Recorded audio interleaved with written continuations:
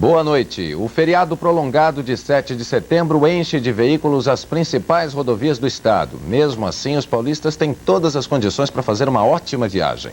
A Polícia Rodoviária informa que não há registro de acidentes e a visibilidade é boa em todas as estradas. Agora, se você pretende viajar de ônibus amanhã, prepare-se. 110 mil passageiros paulistanos tiveram a mesma ideia. Veja com a repórter Sabina Petrovski.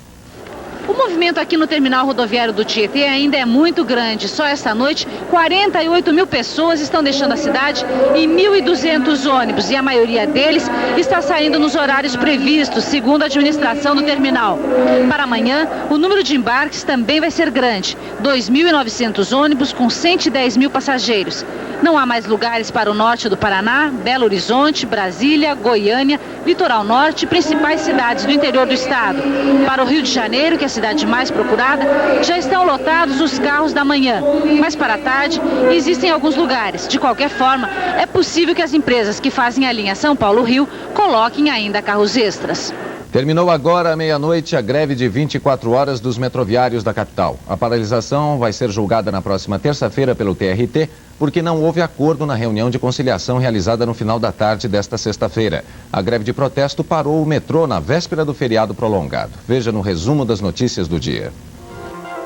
2 milhões de paulistanos ficaram sem metrô nesta sexta-feira. Os maiores transtornos aconteceram na Zona Norte. Perto do terminal rodoviário do Tietê, milhares de pessoas disputavam lugar nos ônibus do esquema especial montado pela CMTC. Na Zona Leste, o trânsito parou e muita gente chegou atrasada no trabalho. A greve dos metroviários é um protesto contra a demissão de um companheiro e a suspensão de outros 5. Eles foram responsabilizados pelos últimos acidentes no metrô. O presidente da empresa, Antônio Sérgio Fernandes, disse que o metrô não vai rever as punições. Segundo o presidente do Sindicato dos Metroviários, Paulo Azevedo, as falhas foram técnicas e não humanas. Um susto na Aclimação, região central de São Paulo. 5 carros se incendiaram. Um caminhão-tanque estava abastecendo este posto. A gasolina vazou e correu pela sarjeta da rua Pires da Mota e pegou fogo. 5 carros estacionados se incendiaram. 2 ficaram completamente destruídos. Apesar do estrago, ninguém ficou ferido. Muita dor e emoção no enterro dos 6 menores chacinados em São Bernardo. Uma multidão assistiu ao velório e depois, de mãos dadas, acompanhou o cortejo até a Igreja Matriz de São Bernardo do Campo, onde houve um ato ecumênico. De lá, os 6 corpos foram levados para o cemitério de São Bernardo do Campo. O SPTV volta daqui a pouco. A denúncia contra o médico do INAMPS que cobrava por fora. Hoje, o médico Moacir Antônio Sampaio foi ouvido pela polícia. Muito nervoso e acompanhado por 2 advogados, o doutor Márcio explicou que o paciente do INAMPS, senhor João Caldeira, foi submetido gratuitamente a uma traqueostomia e dependia de exames para saber se precisaria de nova cirurgia. O médico disse que foi procurado por Jesus, que é um sobrinho do paciente que mora no interior do estado. O Jesus, esse de Araras, ele ligou para mim e se houvesse a outra cirurgia, ele queria tudo, absolutamente tudo particular. E os outros filhos dele, ficou a disputa de qual deles que ia pagar ou se haveria um rateio, se houvesse a cirurgia. Existem outras 2 denúncias desse tipo de cirurgias que o senhor teria realizado há 2 anos nas seguintes pessoas: Léa Falotti e o senhor Manuel Gameiro. O senhor também teria cobrado por fora, apesar de serem pacientes do INAMPS. Como é que o senhor explica isso? Eu fiz nós temos que levantar, entenda, aquilo lá é um consultório particular e está sendo levantado e estudado cada caso. Eu ainda tenho que definir o que aconteceu, como você falou, são 2 anos só através de ficha e de rememorando coisas que a gente vai poder dar alguma definição. 50 mil brasileiros vão visitar Cuba até o final deste ano. Agora está sendo lançado aqui no Brasil esse guia de viagem, o Guia de Cuba. Um dos autores é o Frei Beto.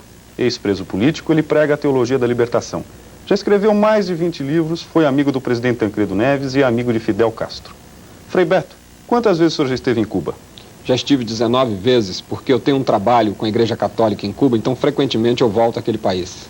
Uma parte dos brasileiros tem uma curiosidade que poderia se chamar um turismo político-cultural, a vida do povo cubano, um país socialista. Né? É verdade. Agora, eu acho que, como o guia indica, Cuba apresenta outras atrações como pesca submarina, praias muito bonitas, todo o setor de arte, de esporte, etc. E o que o brasileiro vai encontrar de útil nesse seu livro para ajudar ele a fazer turismo em Cuba? Ele vai encontrar todas as indicações antes de sair de casa, como preparar a viagem, que cuidados deve tomar caso, por exemplo, ele fique doente, ocorra algum problema com ele naquele país, e também as indicações de como percorrer a ilha e conhecer em detalhes as 14 províncias. O que existe de coincidência entre o Cuba e o Brasil? Dizem que são países muito parecidos. Eu acho que a coincidência, sobretudo na culinária. Também a comida cubana é muito parecida com a brasileira. Agora, o humor do cubano é parecido com o humor do brasileiro. O Loyola Brandão diz que Cuba é uma baía que deu certo. Tem uma receita do Fidel de lagosta? Tem, ele diz que a lagosta não deve ser nunca cozinhada, deve ser assada no espeto ou no forno. Quando é que o seu livro vai ser lançado, Frei? O livro vai ser lançado agora dia 10, quinta-feira, no Museu da Casa Brasileira, na Avenida Faria Lima, 774. Muito obrigado, Frei Beto. O SPTV volta em instantes. Rir é sempre o melhor remédio, ainda mais depois de uma semana de trabalho duro, com bons motivos para reclamar e até para chorar. Maurício Kubrusli. Quanta notícia ruim, né? No final do dia dos noticiários, a impressão é quase sempre essa. Hoje foi melhor do que amanhã. Ainda bem que, para compensar essa dose de pessimismo, isto é, de realismo, ainda é permitido rir um pouco. E duas peças garantem doses generosas de bom humor. Menomale está no Teatro da FAAP. Juca de Oliveira escreveu uma comédia de primeira. Se passa quase toda dentro do gabinete de um secretário de Estado do governo de São Paulo. E não tem aquela frase, qualquer semelhança é mera coincidência. Teledéon está no Teatro Ruth Escobar. Montagem do grupo Ornitorrinco, o mesmo que fez Ubu. Dessa vez, uma sátira aos rituais de algumas religiões. Nada contra a fé, contra o dogma. A crítica vai contra aquilo que alguns religiosos andam fazendo com suas próprias religiões. É uma gostosura esse Teledéon. Que a paz do Senhor abençoe todos os lares e que a paz esteja convosco. Olha aí, também tem um bom programa com ingresso grátis. É a apresentação da Orquestra Sinfônica Municipal com solo do violoncelista romeno Mihail Tetel. O primeiro concerto foi agora à noite na Sala Cidade de São Paulo, mas amanhã o programa será repetido no mesmo lugar às 4h da tarde. Mihail Tetel tem só 25 anos, mas já é apontado pela crítica internacional como um dos melhores violoncelistas da atualidade. Ele nasceu em Bucareste, na Romênia, estudou no Canadá e depois, em Nova York, tornou-se mestre em interpretação. Mihail tem atuado como solista nas mais importantes orquestras do mundo. Na primeira parte do programa de hoje, ele foi o solista do concerto para violoncelo e orquestra de Anton Dvorak. A regência foi do maestro Júlio Medalha. Uma boa noite.